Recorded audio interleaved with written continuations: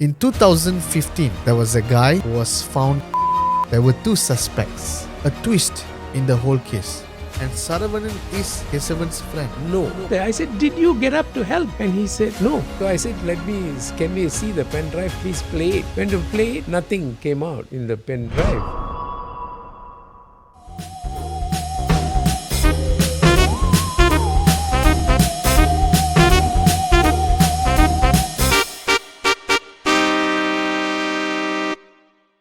Hi everyone, welcome to our first episode of Chill and Chai with Dr. A. Today we are going to be interviewing someone very, very interesting.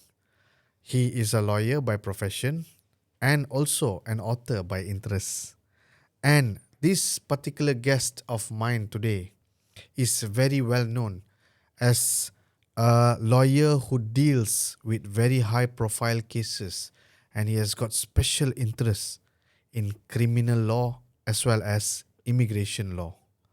Now today, we are going to be discussing with our one and only Mr. T. 𝐿𝐵𝐵𝐵𝐵 about the cases that he has dealt, specifically on one case that happened.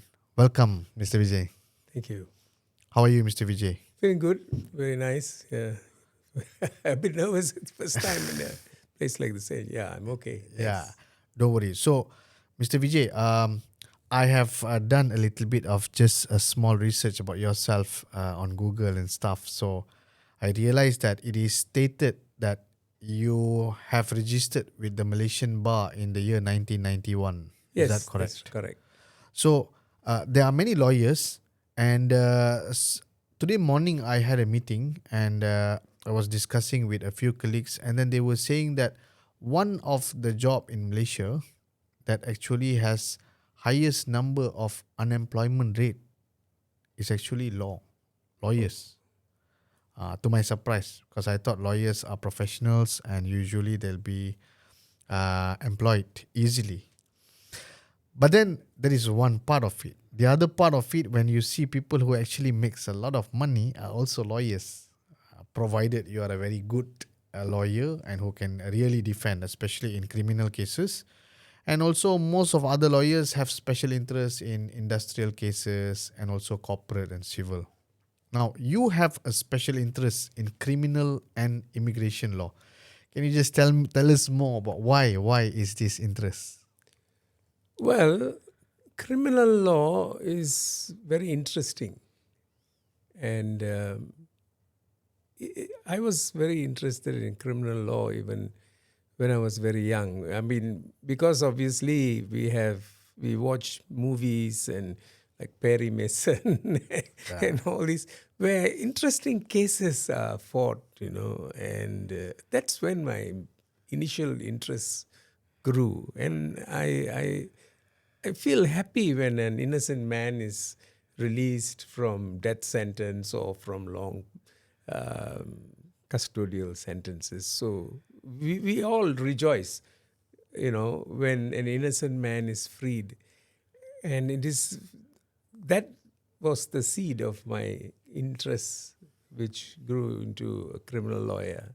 Fantastic. I mean, even if I were given a chance to choose whether if I am a lawyer, would I want to become an industrial lawyer or civil or corporate or criminal? I think I would choose criminal based on the TV shows and the documentary that we watch, on Netflix and stuff.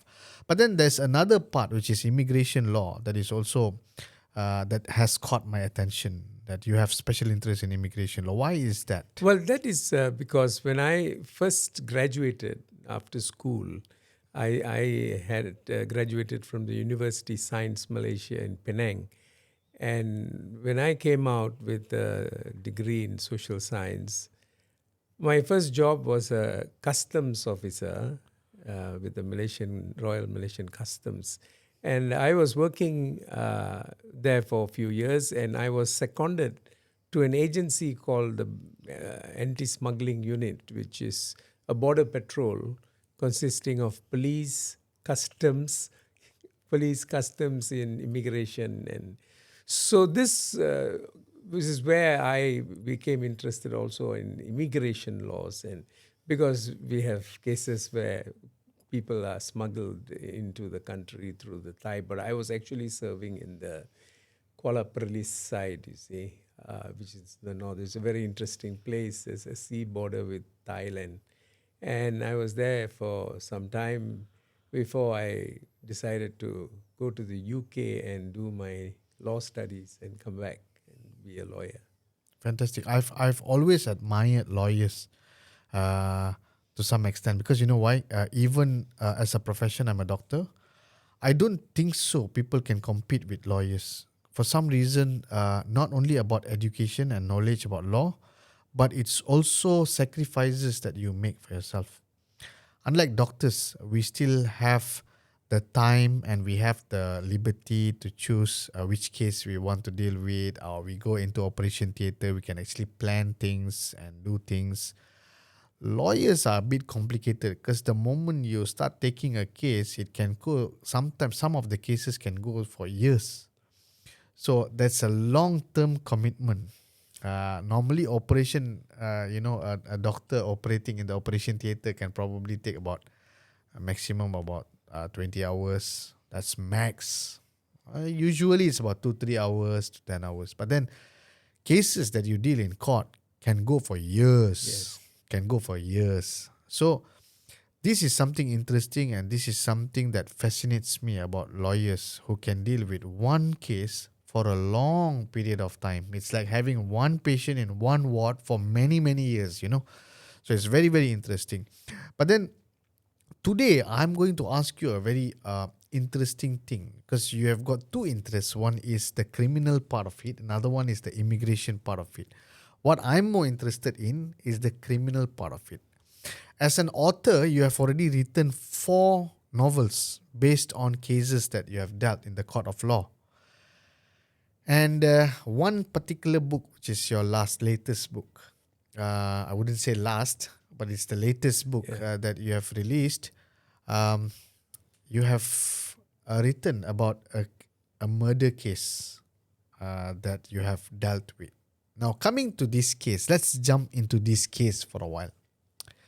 In 2015, there was a guy who was found killed in Klebang Restu, Perak. The name of the person is Gobinathan. And initially, there were 2 suspects that was involved in killing of this person. Correct me if I'm wrong, Mr. Vijay. Now, this case went from High Court to Court of Appeal, and then went to Federal Court. And then he went for retrial. Now, the interesting part, many parts of this case, actually, there was one guy who was convicted. But then there comes a lawyer by the name Mr. Vijay. He represented the guy, and then there was a twist in the whole case. Can you tell me a little bit more? I'm just so interested in this case, and I really cannot wait to hear from your mouth about this case. Can you just explain a little bit to us? Yeah, actually, on the 5th of July, 2015, the killing took place at Klebang Restu, which is north of Ipoh. What happened was there were 4 people, and 2 of them, you have mentioned the name just now, Ganesan and Saravanan. And there were another 2 people. They were K7 and another guy's name I can't. Anbarasan, yeah. So 4 of them were sitting and having breakfast at the restaurant Nasmir in Klebang Restu. So it's in the early, about later part of the morning. And then they saw this person, Gobinathan, who was riding his motorbike around that area.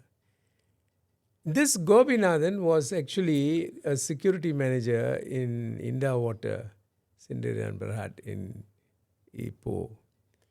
And this guy I mentioned, K7, was working as a guard under him under Gobinathan. So about a week or so before this incident, 𝐒𝐚𝐬 was sacked by Gobinathan. The reason why he was sacked was because Ganesan and Saravanan came to visit 𝐒𝐚𝐬, and 𝐒𝐚𝐬 was not there. So Ganesan had parked his car at the entrance, and when Gobinathan came, he couldn't enter into his own office area, you see. So there was a quarrel, why you parked here, and there's a big quarrel, and went to the extent of even fighting, chasing with parang and all that. But anyway, nobody was killed or injured at that time. But the only negative thing that happened was Gobinathan had sacked 𝐒𝐚𝐬. He was very angry for bringing his friends to the working place and all. So when 1 or 2 weeks later, when they were at a restaurant there, when they saw this Gobinathan,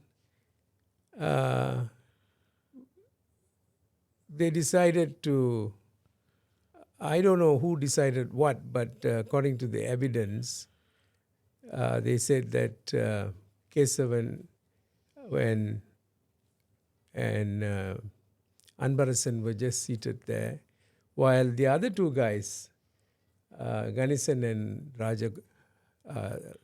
Saravanan, they went out and then they came back into the restaurant. They were carrying a bag, and it was inferred that there was a parang inside the bag or something. And then they went out again, and Gobinathan was chased from the far end of the row of shops. There was a hardware shop. He was chased all the way past a Maybank and then came right up to the other end where there was this restaurant, Nasmir. And Gobinathan was chased inside. And according to the evidence that was given by the two eyewitnesses who were 𝐒𝐚𝐬 and Anbarasan, they said it was Saravanan who was chasing him, which was denied by Saravanan. So went behind, they ran by the back door to the back alley of the restaurant, and while they were there, customers all ran to the back also, I mean, it seemed like a very shocking thing to see somebody in of course, absolutely. When you have somebody bringing in some bags and then suddenly chasing people, it's something interesting. Yeah. And Malaysians love to record videos also. Yeah. I don't know if there's any recording, this was video in recording. 2015, I don't know. There wasn't any video recorded. So went behind, and according to Saravanan, he said he got frightened and all that. He went to the toilet and then he came out. He saw, and he said he saw that it was 𝐒𝐚𝐬 who was slashing him, and not, it was 𝐒𝐚𝐬 and Ganesan who was slashing him. Saravanan said, I didn't slash. So, that being the case, both of them, they didn't charge 𝐒𝐚𝐬.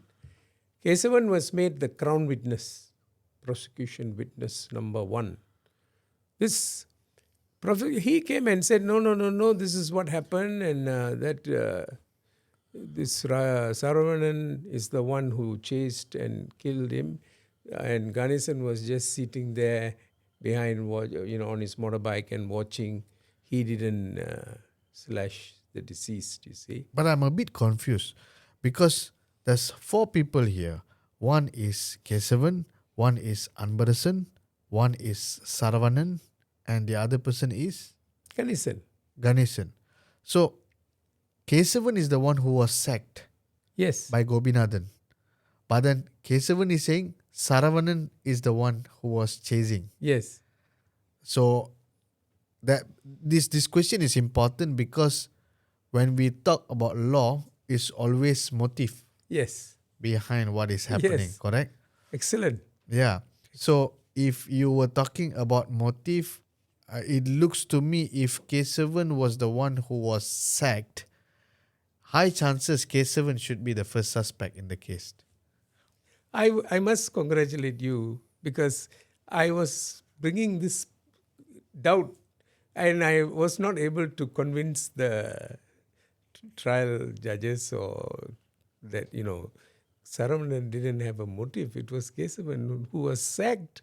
And furthermore, when I was doing the trial, I asked 𝐂𝐚𝐬, I said, you said that you saw Saravanan chasing Gobinathan all the way from the other end of the row of shops, hardware shop, past the Maybank and then into the restaurant.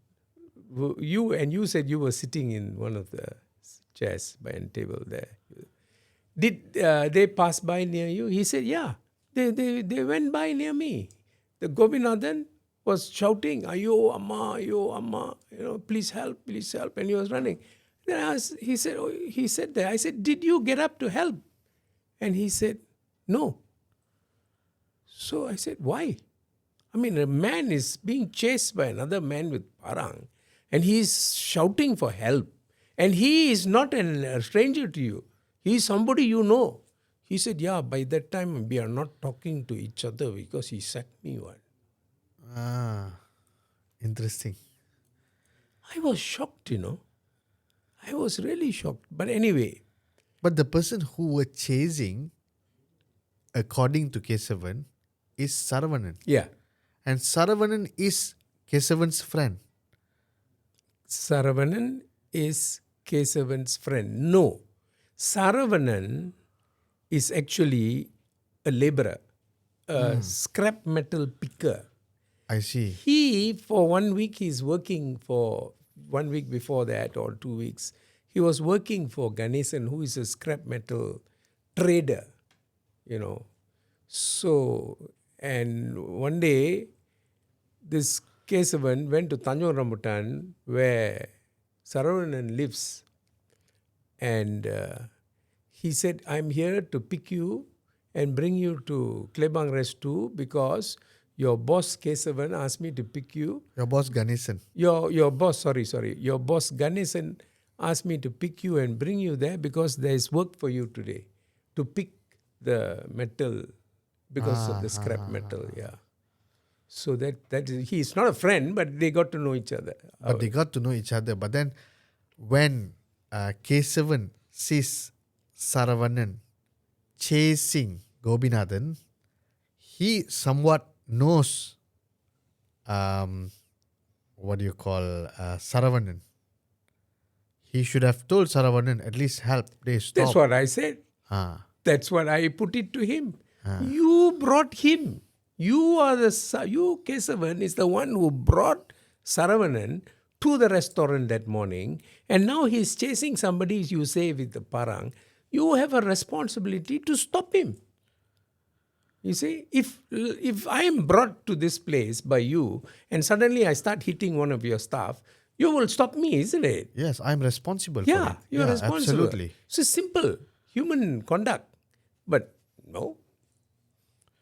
But then another surprising thing is, when the police actually came to the site, when the incident happened, this particular person was killed.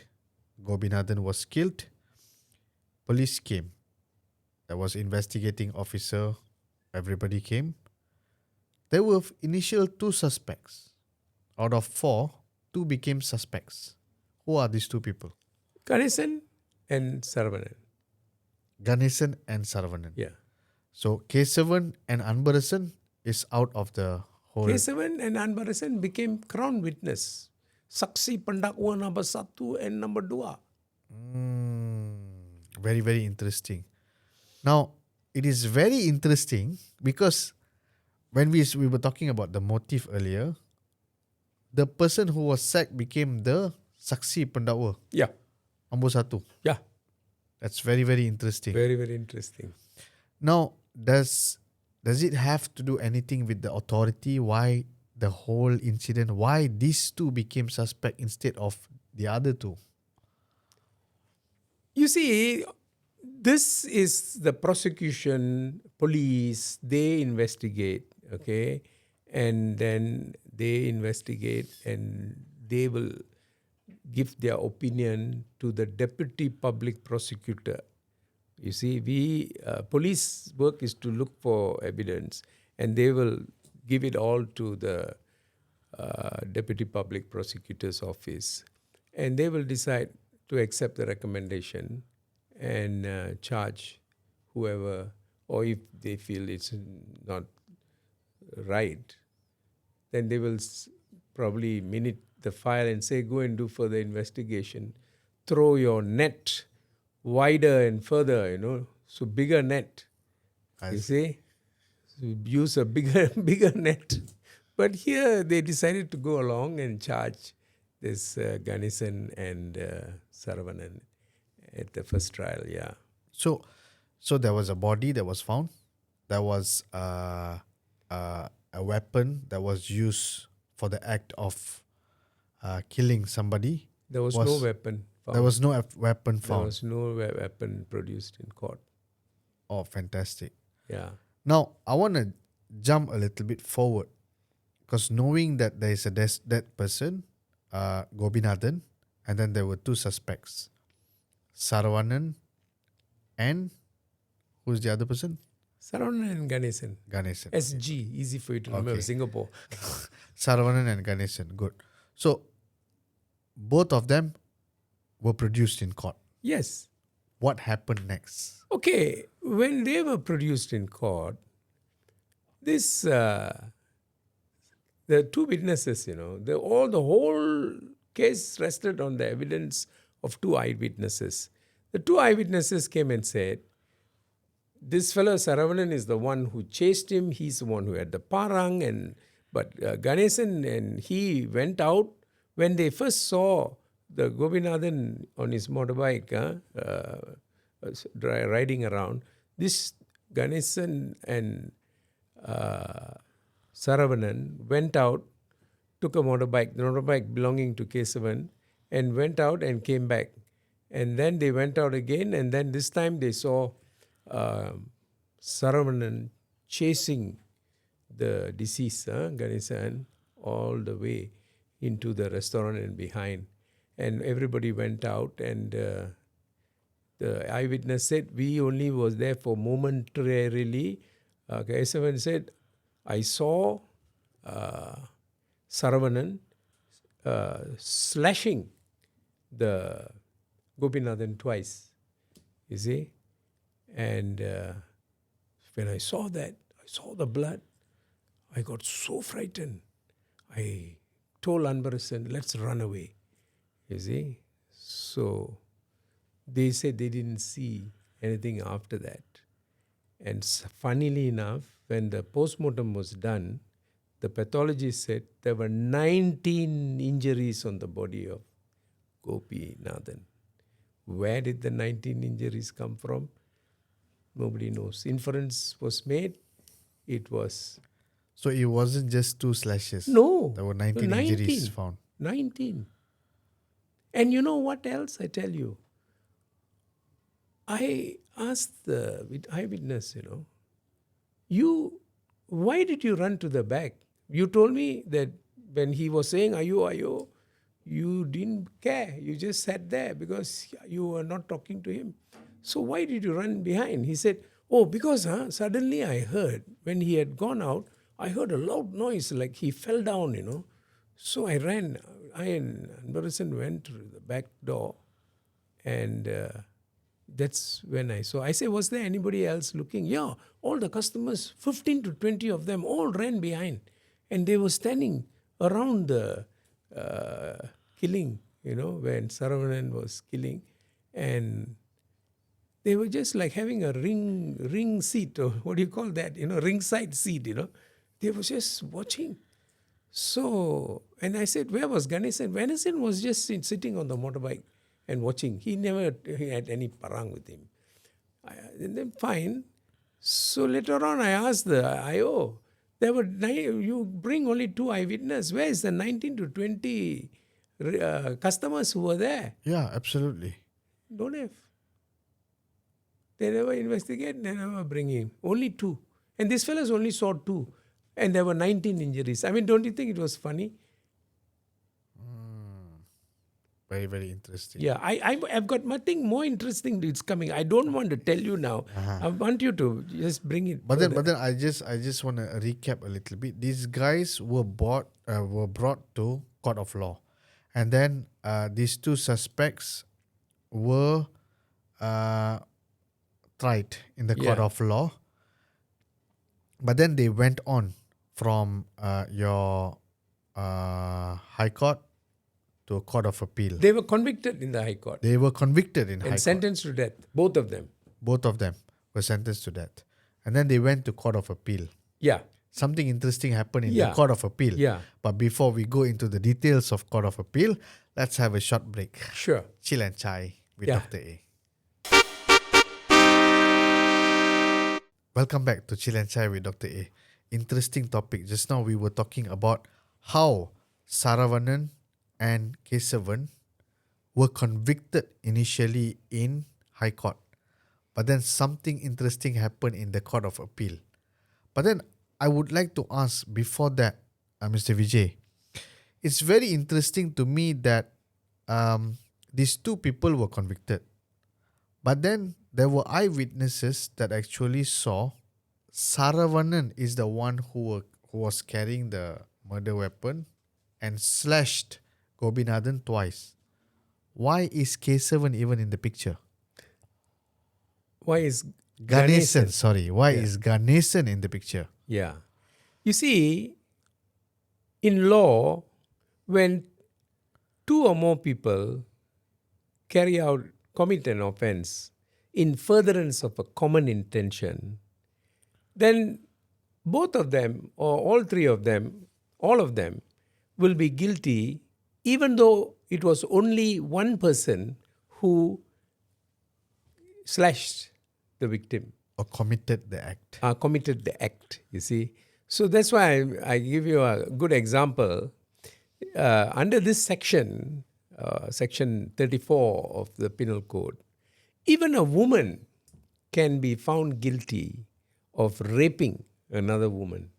Wow, that's very, very interesting. Yeah, the reason why that is possible is because if a woman holds another woman down, the victim, while a man is raping her, then both are guilty of the rape. Although it was the man who actually penetrated the woman, the victim woman, the woman who assisted the man by holding the victim woman down is equally as guilty of the offense of rape.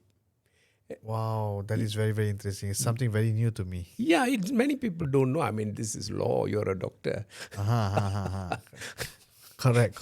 Because the fact that the definition of rape itself is definitely completely different. Yes. Compared to when you say when a woman can also be convicted for rape of a woman. That's very good observation, because the definition of rape is non-consensual sexual intercourse. Yes. So we think that rape by definition should be no. So the person who holds the victim woman down is not having non-consensual sexual course for herself, but is helping her friend who is doing it. So she's also guilty of rape under section 34 of the Penal Code. So because of that, yeah, 𝐵𝐵𝐼𝐻𝐿. Exactly. So because the facts I was telling you just now, 𝐵𝐵𝐼𝐻𝐿 and Saravanan left the restaurant when they saw the victim Gobinathan in the area. So, and they supposedly carried some bag which was inferred to be containing the parang and all. And then finally they said they saw Saravanan slashing, but they said 𝐵𝐵𝐼𝐻𝐿 was just sitting on his motorbike and watching. So the trial said that he was obviously helping Saravanan and he was sitting there watching. And that is the definition given. That is the about someone who is present at a scene of crime, watching the crime take place. A court will decide whether he was there just to see for fun, or was he there to see to it that the offense is committed. If he was there to see to it the offense is committed, then he is guilty of that offense under Section 34 of the Penal Code. Fantastic. Because it all sums up to the motive Yes. of the whole incident Yes. happening. Now, but then even after conviction, they went to Court of Appeal Yes. and something very interesting happened Yes. there. Yes. Can you just elaborate a Well, little the bit more? interesting thing, is just plain and simple. The Court of Appeal, 3 judges sat there, and they said, they don't share the opinion of the trial judge that Ganesan was there to see to it that the offense is committed, or there was sufficient evidence to fasten Ganesan with liability under Section 34. There should be more evidence. You see, there was not enough evidence to fasten him with liability, because he did not raise a finger to slash. There was no such evidence. In fact, the evidence was that he did nothing but sit down and watch and maybe take him out, you see. So take Saravanan out. So the Court of Appeal was of the opinion that he should not be convicted, and allowed his appeal, and he became a free man. Now, at this stage, Saravanan is a convict and Ganesan was acquitted. Yeah. Then again, what happened? The case was brought to federal court.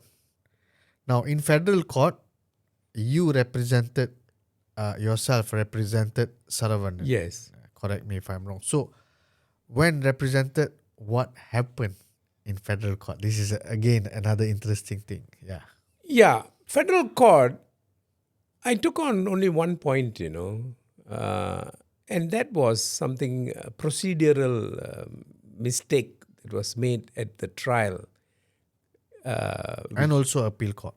No, appeal court, that I was not there, and that point was not taken. You see, what happened, what happened was in the trial court, on the first day of the trial, Kesavan gave evidence, and then continued by Anbarasan. And at the end of the, not even end, by the middle of Anbarasan's evidence, it was already almost 5. So they had to stop the trial and come back the next day. See, so the judge postponed the case and said lawyers should come back the following day. So the lawyer said, asked permission from the judge, please can I be excused from tomorrow, because my mother's brother passed away last few weeks ago. We are having some prayers and all that. So, but the judge was a bit annoyed because it's delaying the trial. He said, okay, I tell you what, you don't come in the morning, but we will put the case at 3 o'clock. Can you come? And he said, yes, I can come. And the next day, 3 o'clock, he didn't come. And he sent one junior there to say that he said he doesn't want to do this case anymore. I think, I don't know, maybe he was not paid, or I don't know what is the reason, but he said, I don't want to do this case anymore. He didn't come. He sent his assistant. So the judge was very, very angry, He's a lady judge. And she was very angry. And he promised he'll come, and he's not coming, So said, okay, never mind. Let him, he don't come, it's okay. We'll go on with the trial, she said. And she looked at Saravanan. He said, do you know your lawyer has discharged himself? He said, I just heard, he's discharged. Okay, so never mind. Now you ask questions.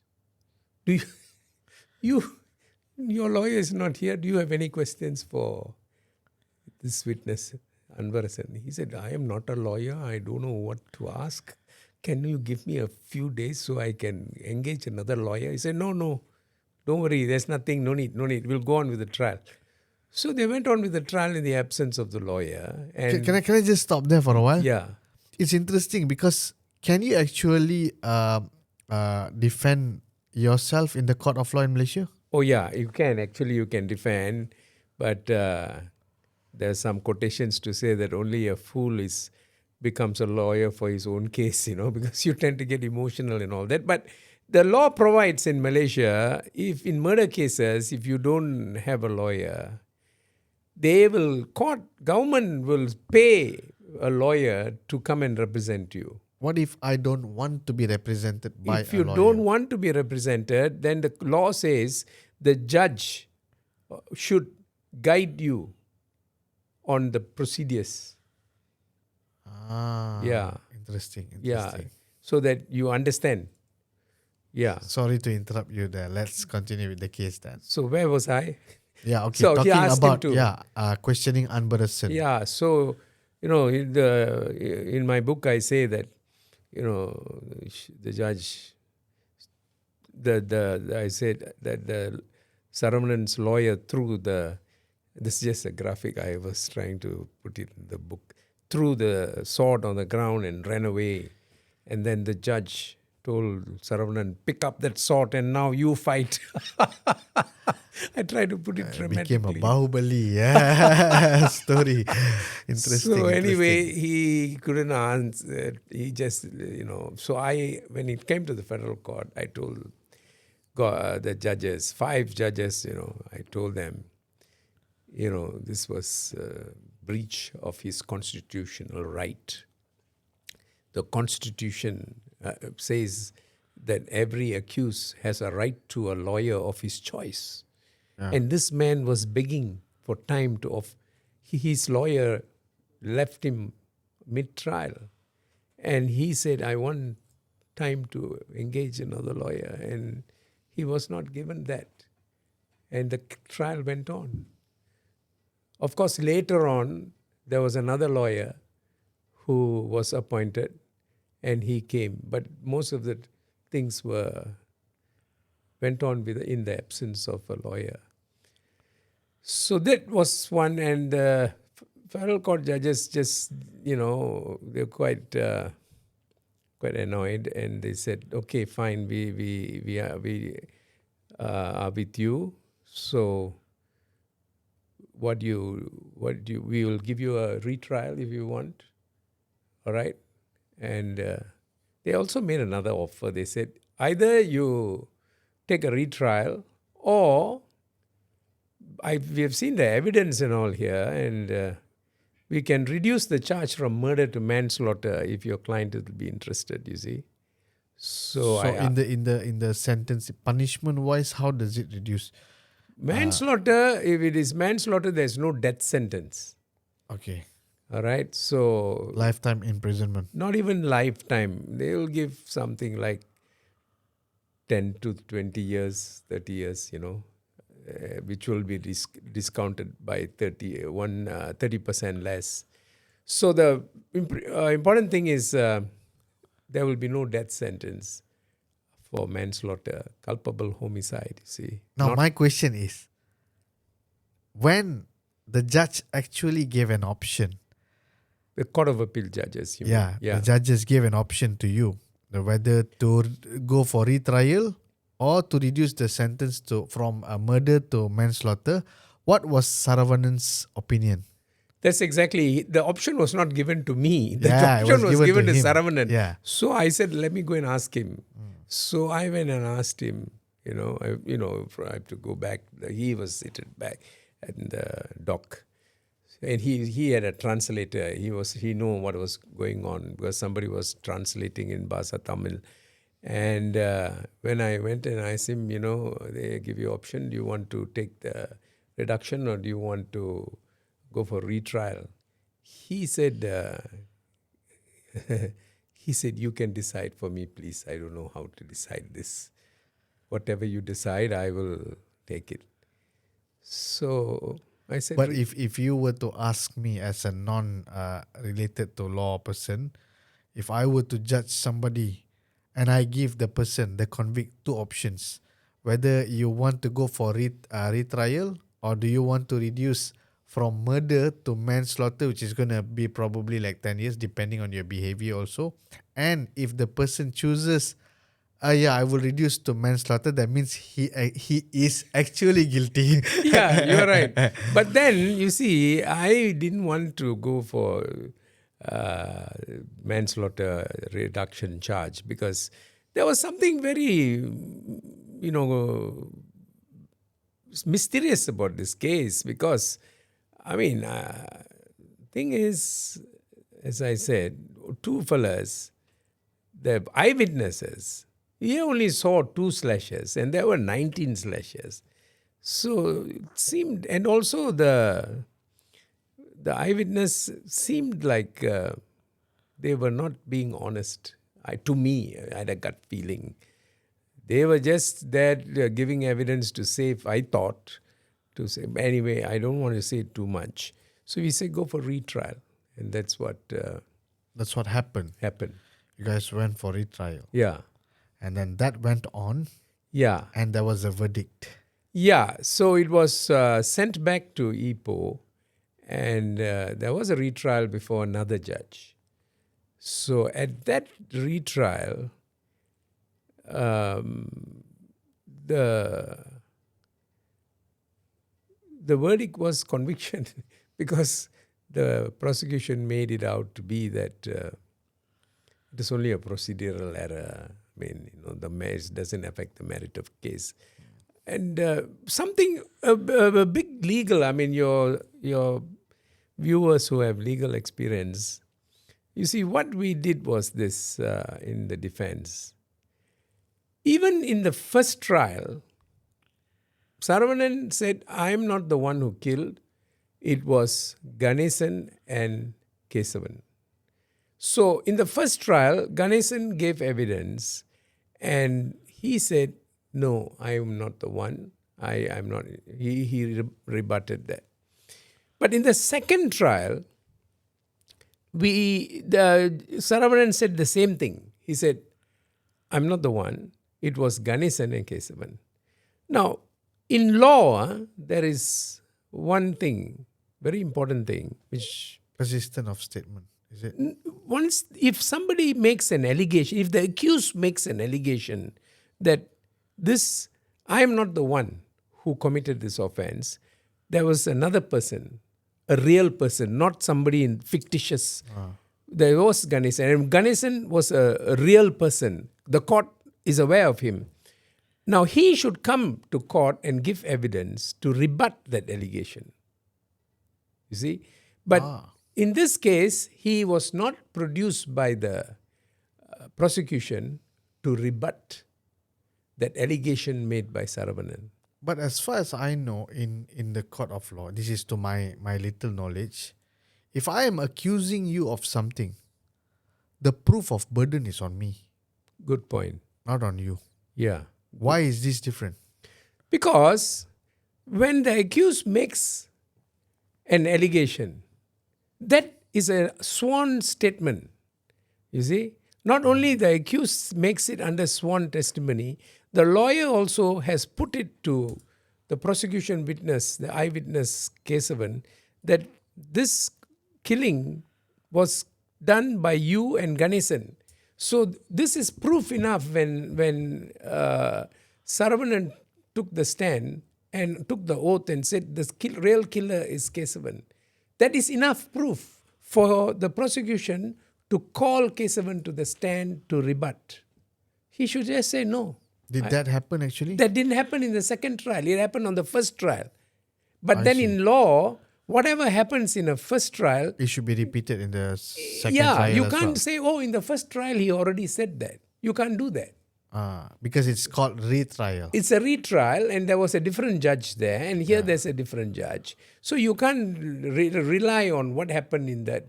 Because in the first trial, there were different lawyers. They were asking different questions. And the whole thing is a different pie. You see, here, you should have brought him and asked him to rebut. If you don't, then there is a reasonable doubt in the case. Fantastic. So Yeah. so now, what happened as verdict of the second trial? The second trial just went on the swan that 𝐿·Saravanan was guilty, despite all the arguments taken by the defense that the prosecution had failed to rebut the allegation that Ganesan is a real killer, and despite the doubts that eyewitness said they only saw 2 slashes, but there were 19 slashes according to what the pathologist said. And also there was some DNA evidence that was not produced. And there was something very strange, The investigating officer, she said she went to the restaurant Nasmer and asked them whether they have a CCTV, and went to another shop also. They said there was a CCTV. And she went and looked at the monitor in the CCTV, and she said, I saw that the killing was done by 𝐿·Saravanan, and Ganesan was sitting there. So we asked for the CCTV to be CCTV. What happened? You said, I got it downloaded in a pen drive. Okay, the first shop, hardware shop, they gave me a pen drive. The restaurant Nasmer, they gave me a pen drive. So it's all here. So I said, can we see the pen drive? Please play it. When to play it, nothing came out in the pen drive. So I asked the investigators what happened. So I don't know. Rosa. So I said, how can it be Rosa? You see? So... But then you can still go to CCTV and get another No, footage. by the time I did the case, already 5-6 years already. The thing happened in 2015. I see. I did the case in last 2021. And but what the prosecution never expected was something I did. I checked up in Google and found expert in Malaysia who is a digital expert. He can look at a photograph and say whether this one is a real photograph or is it a swan, and he can also say what's the problem with this pen drive. So I showed him. He came to the court. He said, I can look at he said, oh, this one's small problem. This one got malware, So he repaired it and the thing worked and we could see what was happening. Interesting. Yeah. So this So one... was it 𝐿·Saravanan in the footage? It was not clear, okay? He said one, I can clear the malware. The other one, I couldn't. So the other one, there was somebody chasing somebody, but there is no evidence. Even the judge said, I cannot, no, he doesn't, it's vague. We don't know who's chasing who and all that. So I won't rely on the pen drive evidence. I will just rely on the eyewitness evidence. But this is very strange because, pen drive, they were trying to suppress something, and there was one was completely blank. You see, my witness didn't want to. He said I couldn't retrieve the images there. So as far as I'm concerned, as defense counsel, I said, why were they suppressing it? I mean, if a simple digital expert can open the pen drive. I mean, don't tell me the police department, which has got one whole big office full of digital experts, they couldn't open it. So there's something amiss here, that they were trying to suppress these images, you see. And that is something that was not taken into consideration. But then he was still convicted. Yes. No, he was convicted. Yeah, he was convicted. Is that the end of it? 𝐿·Saravanan was convicted, and is 𝐿·Saravanan still in jail today? No, because when his case went up to Court of Appeal, all these points that I have told you and more, actually, we submitted in writing. Okay, before that, let's take another short break. Sure. Continue back with Chill and Chai with Dr. A. Welcome back. So it was very interesting that 𝐿·Saravanan was convicted in multiple stages, actually, from High Court High Court, to Court of Appeal Court of Appeal. to federal. Federal, he was not convicted. Retrial was ordered. Retrial was ordered. Retrial, he was convicted. Yes. Next, he went to Court of Appeal again. Yes. Now, what happens, sir, during Court of Appeal? Because this is like multiple stages. And usually, as far as what I knew about law, it goes up to Court of Appeal. It doesn't go anything beyond that. No, it can still go to federal court. Federal court. Yeah. Now, here in this case, in this particular case, it was very interesting because federal court asked for retrial. Yeah. I mean, because of your effort, I believe. Yeah. And then retrial, he was convicted. Yeah. Yet, nobody gave up there. Yeah. Went to again Court of Appeal. Tell us a little bit more what happened during Court of Appeal. Yeah. Court of Appeal, obviously, all those points that I had told you about, the slashing, two slashes, and then the pathologist said there's 19 different injuries in the body. Yeah. Yeah. So I repeated all those things in my submission, filed it, and in between, before the Court of Appeal, something happened. Something like a bolt of lightning happened in this trial. Wow. Yeah. What happened was, 𝐂𝐚𝐬𝐿, who was crown witness, prosecution witness number 1, whose testimony alone convicted this, Carried a lot of weight. carried so much of weight. He was arrested. He was arrested under the Security Offences and Special Prevention Act, SOSMA, Interesting. Special Measures Act. Interesting. He was arrested and he was charged under section 130V of the Penal Code for being a member of an organized criminal gang. And this organized criminal gang was, he pleaded guilty, and he admitted that he was a fighter. In this gang, he was a fighter, and he also admitted that one of the offenses carried out by this gang, to his knowledge, was the murder of Gobinathan. Wow. From a man who was the first witness into Saravanan killing Gobinathan, suddenly during the second appeal was caught because under this particular section, under penal court, for which he actually said that they carried out the murder of Saravanan. Gobinathan. Well, they didn't say that they carried out, but he admitted to being a member of this gang, and he admitted that this gang was involved in several offenses. One of it being the murder of Gobinathan.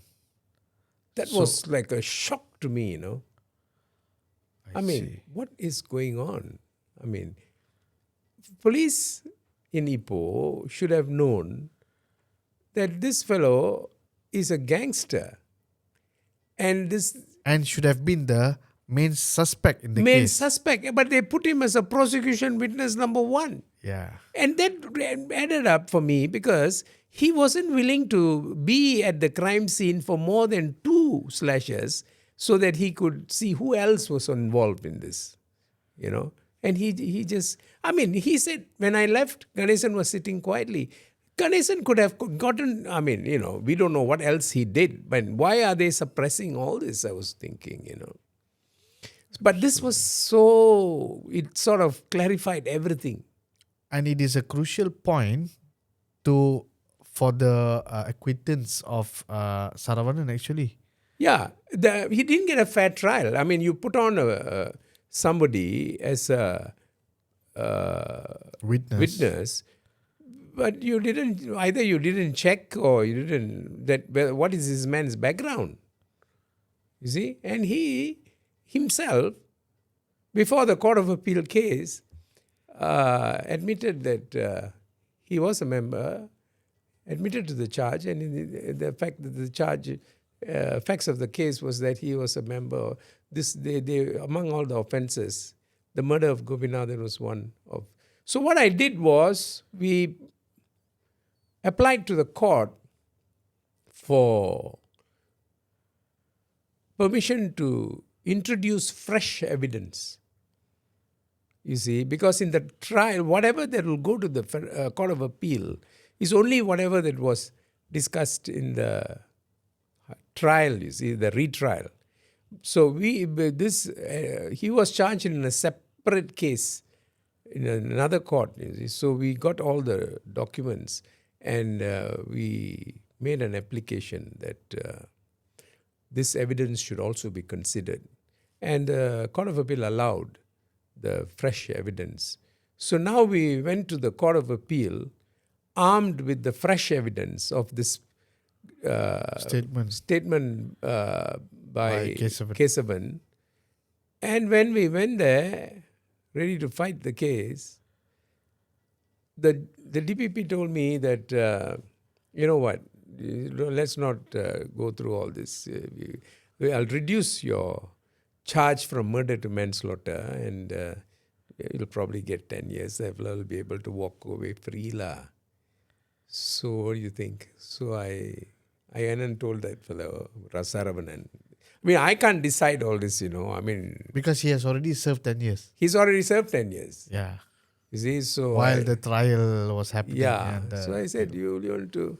And another thing is, I will tell you, I don't know the truth, you know. I wasn't there to see who slashed who. Yeah. I'm just a lawyer, busy. Who's representing Saravanan. Yeah. So what he's telling me, I don't know. So if the prosecution wants to reduce it, I asked him, you want it to be reduced? He said, yeah, let me I just want to go home and, continue my life. It's 10 years. So he accepted the offer. Accepted and pleaded guilty, and he's free home. I called him yesterday. I said, will you come for this? I want to put you on there. He said, sir, I won't like to come, but I just coming out of my influenza. I nearly died. He had some influenza, I see. So Saravanan is a free man now. Yeah, he's free outside. man. He's free man. Very, very interesting case, sir. Yes. And you have finished writing this book. Almost finished. I'm sure there's more beautiful details in the novel that you have written. As much as you have written in your previous novel that I have. What is the title of this particular book that you have written? I used a lot of titles, and then finally I decided on Broken Justice. Broken Justice. Oh, fantastic.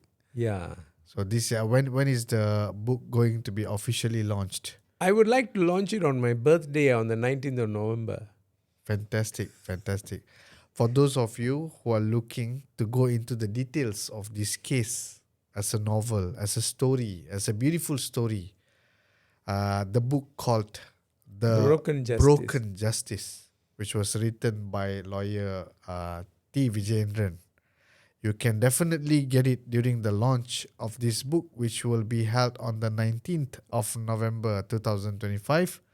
And I believe it will also be on multiple online platforms and stuff. And I'm sure I will also share the launching of this book for sure. Thank you so much, Mr. Vijay. Such a wonderful story, such a wonderful case that we have discussed today. My pleasure. I don't want this to be the last episode with you. I would definitely call you more. Thank you. Because I've read more books of you, previous 2 books of yours, and it's very interesting.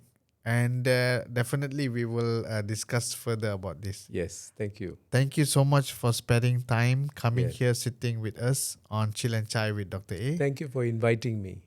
Thank you. And for those who are watching Chill and Chai with Dr. A, make sure to subscribe to all our online platform, and make sure to share this video with your friends, and make sure to follow for next episode. Thank you so much, guys. Thank you, sir. Thank you.